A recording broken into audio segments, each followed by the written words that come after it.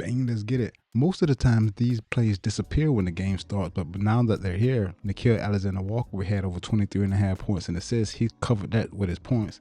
Dylan Harper also smacked 15 points and rebounds. Mikal Bridges actually had over 20 points and rebounds. I think he had 15 points, 5 rebounds, so this one missed. But Scoot Henderson is under this. They just went to overtime in the Portland-Denver game, which is weird because this would have smacked. But we get to start doing this from the top. I'm surprised that they stayed. I wish it does that all the time so I can review them.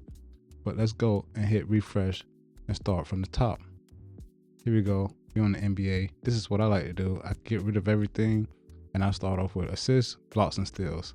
Then I scroll down and get rebound, get all the combos, rebound, PRA, points and assists, including points and rebounds and points. Close that. Then I filter this to the top 10. The top 10 showing me the 90% players that are trending. There's only 2 of them. We're going to do Kevin Durant over, and then we're going to do Brandon Miller for the overs. For the unders that are trending, we're looking at, we got a lot of players that are trending under, which I don't mind. We're getting close to the playoffs, so this is something to look forward to. First of all, Zion Williamson under 22.5 points. Kawhi Leonard should not play as much. I think they're locked in. Zion, Herbert Jones, Rui Hachimura under 14.5 points. Who else got a 90%? Trey Johnson, that's his PRA. We're going to look at that one too. And then there's a lot more that are under 90%, but I'm going to start with those. I see a lot of players that's been repeated over here. That's 6 of them. That's enough. Kevin Durant at 5 assists. He's hitting this 90% of the time. There's a push here. Let's look at the prop history, see what Durant has done. When the assist line is at 9, he's 13 of 25 over the last 3 months. He's hit 6 straight. Get off that. He's hit 6 straight over 5 assists, which is impressive in my opinion for Kevin Durant. But 52% over the last 3 months. Injury report. You already know where we are. There's like 3 games left, but still, I think we're seed shuffling here. I wanted to pull up the real app, make sure I see how many games everyone has left. Tomorrow it should be a full slate, almost a full slate. The Rockets play the Suns, and that might be significant. I want to go to the league standings. How do I get there? How did I do that yesterday? Standings.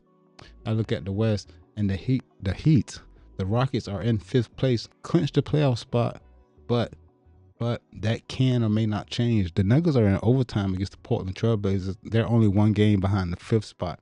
Kevin Durant should play a full game. Over 5 assists for Kevin Durant. We got Brandon Miller. Rebound and assist line is at 8. Look how many pushes there are. It's basically a 90% smack. Looking at the prop history, he's 58% over the last 3 months. 15 for 26 when the line is at 8 rebounds and assists. We love this. Injury report. Nobody of significance should be missing. Kobe White is probable with his groin. We still love this play. Brandon Miller to go over 8 rebounds and assists.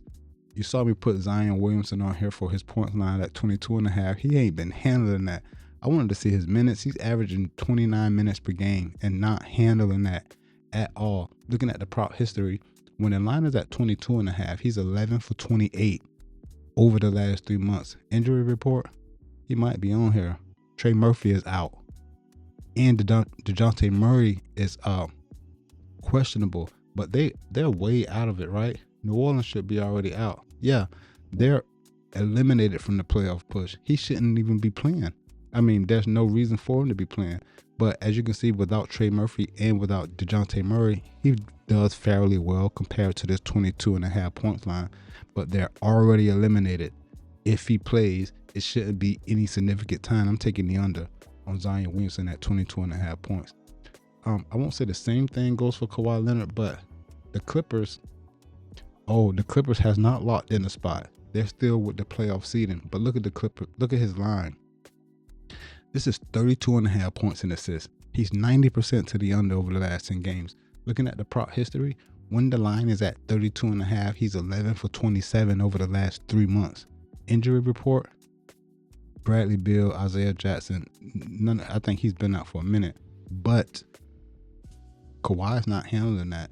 they need, not saying they need to win, but they can shuffle themselves. They're 3 games behind the Phoenix Suns for the 7th spot. And the Phoenix Suns are just not that far behind the Minnesota Timberwolves in the 6th spot. But again, I think the Clippers are complacent. I don't see Kawhi Leonard having to play that many minutes. Definitely not going over 30 minutes per game, as he has done 3 out of the last 10 games he played over 30 minutes. But still, only one of those games versus Dallas, who they play tomorrow, did he go off playing over 36 minutes in that game. I like Kawhi Leonard to go under 32.5 points and assists. Sorry, Kawhi.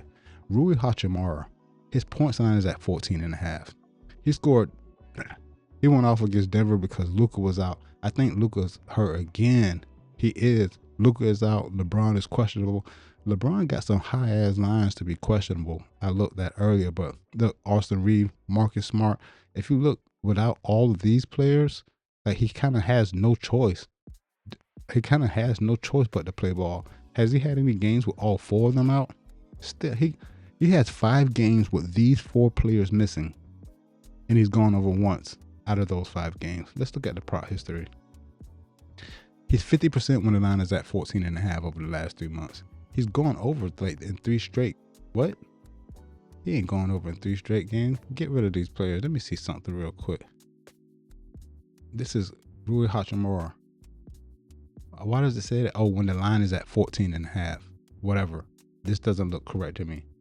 But he did go off in the Dallas game, but that was without Luka, Austin Reeves, and Marcus Smart, who also should be missing tomorrow's game, and LeBron is questionable. I might stay away from this one.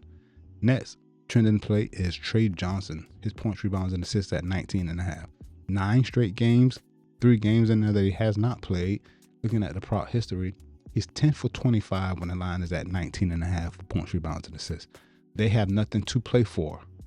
Look at the prop history. A couple of notable players that are out. Kaishan. We know Anthony Davis been gone. Bilal, Justin, Trey. What's his name? It's so many players. Trey Young. None of these should be playing. There's a ton of players missing from the Wizards lineup, but they have nothing to play for. Let me look at the East real quick. They should be last. They are last with nothing to play for. Like, I see bitch players going off, but he should get minutes. As you can see, 23 minutes per game when he does play. Even when he goes over 23 minutes a game, he ain't handling that. With nothing to play for, you get it. I'm taking the under if you start points, rebounds, and assists under 19.5. Those are the only 5-6 trending plays that we have. Let's go see what the model do. First of all, yesterday, those NBA plays went like 2-1, 3-1 or something. They went 3-1. Most of them being totals. And I don't even think we caught the last game because Portland and Denver are in overtime as I started this. Yo, shout out to Michigan. They held that down. I just thought they would win by 7 or more. They won by 6. I just think they too big. Not too big. They just dominated all season. And I picked Michigan a while back, especially before the tournament started. I just didn't see anyone coming close to them. And they had the most blowouts throughout the year. No one came close to them. And Lindenberg wasn't even 100%. They still handle that. Back to the NBA. I need to go back to the standings to see this because this is what matters. Golden State Warriors minus 15.5. Go to the West. I think they need to win. They're in the 10th spot. Obviously wanted to avoid that play-in game, but they're 4 games behind the 9th spot, which is Portland, who's in a dogfight with Denver right now versus Sacramento Kings, who have nothing to play for. I do not like that double-digit spread. Maybe there's a shootout in the end with the bench players to go over 234. And then we got OKC to blow out the Lakers. The Lakers are depleted. I just showed you that. 15.5 points. They don't need to do this. I think they already locked in the number 1 seed. They don't need to blow them out for any reason. Still, I'll take over 222.5. And you got the Charlotte Hornets at the Boston Celtics. Both of these teams have locked in their spot. Well, not necessarily the Charlotte Hornets. Charlotte Hornets should be in the playoffs, but Boston has secured at least the 2 spot. Detroit did not clinch the conference yet. There's 3 games left. We got Boston Celtics minus 5.5 at home, only because they're at home. And they're now 4 games back of the Detroit Pistons for the conference. So they might need to play this. Over 219 is a definite Minnesota Timberwolves minus 12.5 at Indiana. Man, I feel bad for Indiana because they was looking decent at one point, but injuries deplete everything. They're in the 14th spot, nothing to play for. Minnesota could make their case better. They're in the 6th spot in the West. Not saying they blow them out, but here we are. Minnesota minus 12, over 230. That seems high to me, but that's what we're doing. Rockets at the Phoenix Suns. This should not be a horrible matchup. No play on the spread. Give me over 219.5 though. And then Jazz at the New Orleans Pelicans. I just talked about the Pelicans with nothing to play for. Same thing for the Jazz. If this is a blowout, it's just, that's what it is. No play on the total. Pelicans minus 11. Like with two teams with nothing to play for with a double-digit spread, man, the NBA is, sometimes it's a garbage product. I have to admit that. Chicago Bulls at the Washington Wizards. Both of these teams have nothing to play for. In the 12th spot, 15th spot, Bulls minus 5.5. This is just one of the games you just should not bet on. But anybody else with any playoff implications, maybe the Miami Heat and the Toronto Raptors, this should be a decent matchup. We could get some playoff seeds shuffling here. Listen, the Toronto Raptors are in the 6th spot and the Miami Heat is in the 10th spot, but they have a 2-game difference. They're separated by 2 games. So you see that spots 6 through 10 have a 2-game difference, and this includes the Philadelphia 76ers, the Charlotte Hornets, and the Orlando Magic. This might be a decent game. You see there's no play on the spread. I like the over. Should be a shootout as these teams jockey for position. 3-1 yesterday on the NBA plays. Let's go look at the props. First off, I don't want to hop into anything specific. I like to go to, did I show the daily recap? Didn't have a lot of plays, but 9 and 6. As you can see, the NBA joints went. Remember the over, Pistons Orlando, the over in the Cleveland Memphis, San Antonio. I don't know if I took this one, San Antonio to blow out the Spurs, but they did that. And then the New York, this should have went over because Atlanta lost by 3, almost went to overtime. CJ McCollum hit a buzzer beater 3 at the end, but it did not count. That would have swept those few plays that we did have. Anyway, still went 3-1. Something else did significantly well. I think some of the NBA points players that we had Nickeil Alexander-Walker to go off, Paolo Banchero over 20 points. He dropped 30. I knew Harden and Donovan Mitchell. I stayed away from these because I'm not saying I didn't think they would play, but both of their lines were over. As you can see, over 25 points for Donovan Mitchell and over 19 for James Harden. Neither one of them played, and then Kelly Oubre did not play as well. Look at the top 50 play. Let's look at the top plays across all models. It's only 16 of them, but we start at the top with games that matter. Yami Yaquez over 3.5 rebounds. Norman Powell over 17.5 points. This game doesn't matter. Chicago and the Washington Wizards. Emmanuel Quickly over 13.5 points. That game mattered. I like these 3 here. Yami Yaquez, Norman Powell, Emmanuel Quickly. They're all from the same game, which I really don't like, but I like these top plays, including the trending plays that we have. And then a few more others. I noticed that LeBron James' rebound line is at 7.5, and his assist line is at 9.5, and he's questionable. Like, I don't understand what the bookmaker's trying to do. I know Luka should be out. If LeBron is questionable, we got Luka out and multiple other players. I just showed you that lineup is basically depleted. You kind of got to stay away from the LeBron James play. Con Canupo over 15.5 points. Derek White, yes, over 13.5 points. Same with Jaylen Brown. And then I like Miles Bridges here. We saw that Kobe White, I think, is questionable, but I like these 4. Con Canupo over 15.5. Derek White over 13.5. Jaylen Brown and Miles Bridges over their point totals. And then there's 2 more plays that are in significant games. These games matter, in my opinion. Andrew Wiggins and Scottie Barnes. But again, that's 5 plays from this one game with Toronto and the Miami Heat. Andrew Wiggins over 13, Scottie Barnes over 16, and then these 3 plays here. Quickly, Powell, Yami Yaquez, which is interesting. Before I go to the short plays, let's see what the model put together for any parlays that like. Let's hit refresh here at the top. OKC, the over in that game, and Golden State minus 15. I don't like either one of these. I mean, I like the over, but not for a parlay. Same thing here. Yes, over in the Boston Charlotte game, over in the Thunder Lakers game, but Warriors minus 15. They playing against Sacramento. Warriors could still. Warriors, they can't really jump too much higher. They're in the 10th spot. They're 4 games behind the 9th spot. Trying to blow out the Sacramento Kings, like that's on some backup shit. You know what I'm saying? So I kind of don't like that parlay, but I do like this one. As I mentioned earlier, Norman Powell over 16.5 points. I thought that was 17.5 points. I thought that was 16. Emmanuel quickly over 13, and then Yami Yaquez over 3.5 rebounds. That might be the best parlay, in my opinion, that the model has selected. There should be one more, but that's just a mismatch of plays that is already selected.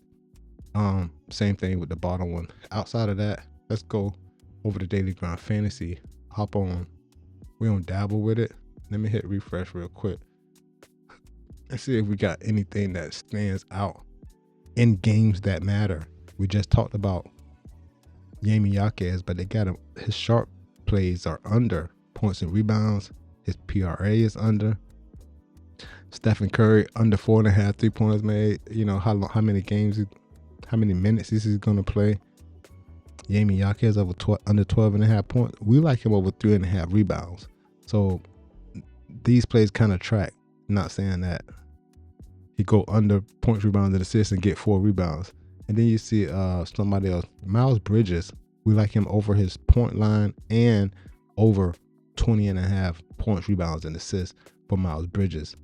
I like that one. Let's go to Underdog real quick and see if there's anything that stands out here.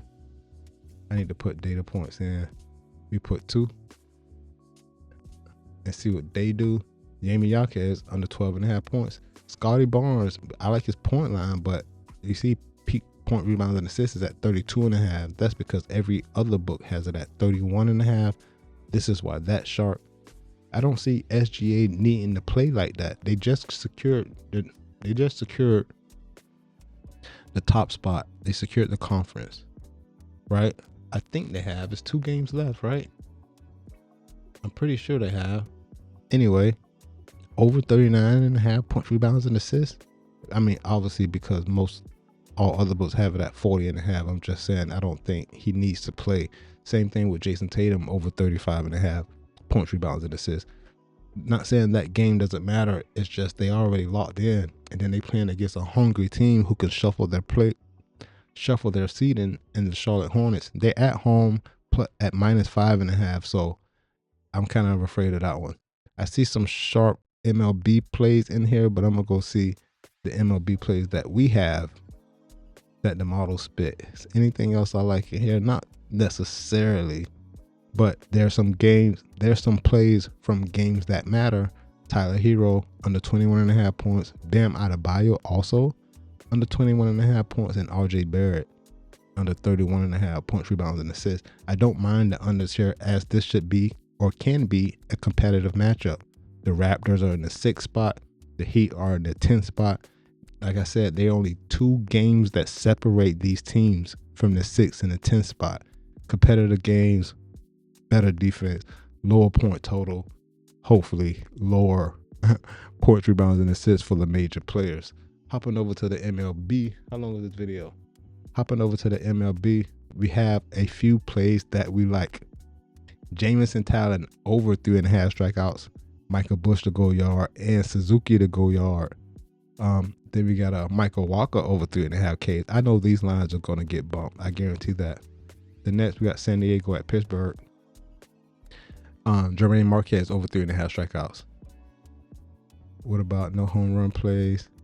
Ivan Herrera for 1.5 hit runs and RBI.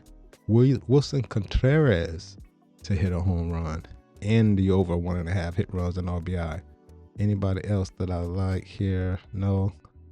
Milwaukee at Boston. I think Milwaukee first 5. If Milwaukee first 5, who's the pitcher? Milwaukee at Boston. Hold on, it's gonna be under here. Oh, we ain't got no play on the pitcher, I don't think, for the Milwaukee Boston game. The Dodgers first 5. Max Scherzer is pitching for the Blue Jays. Over 5.5 Ks, but then we got Ohtani to go yard and over 1.5 hit runs and RBI. And we got Will Smith to go yard and over 1.5 hit runs and RBI. And then look, Max Muncy, Freddie Freeman. They look to light up Max Scherzer. I don't know. And then Andy Pages, Andy Pages in that game. There's a lot of plays in the Dodgers and Toronto game. And then Detroit at Minnesota, we got Joe Ryan over 5.5 Ks. I like the strikeout plays.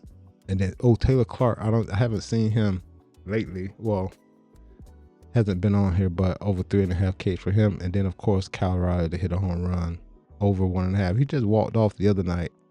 I don't think it was a home run, but he had a big boy hit. Anybody else that we like on here? Atlanta first 5 against the Angels. Chris Sale is on the mound. His strikeout line is at 6.5. Jeez. But I'm not going to go through all of these, but those are the ones that stand out for me. And, that's all that we have. But I'm going to go back to the top and see where we at. I have made no parameter changes at the moment. But starting off with 92 and 82 at 53%. Just on first 5 strikeouts, hit runs and RBIs, and home runs. That will do it. Damn, that video long. I'm really Rico, you already know. Let's get this dough, bruh. Peace. I'm out.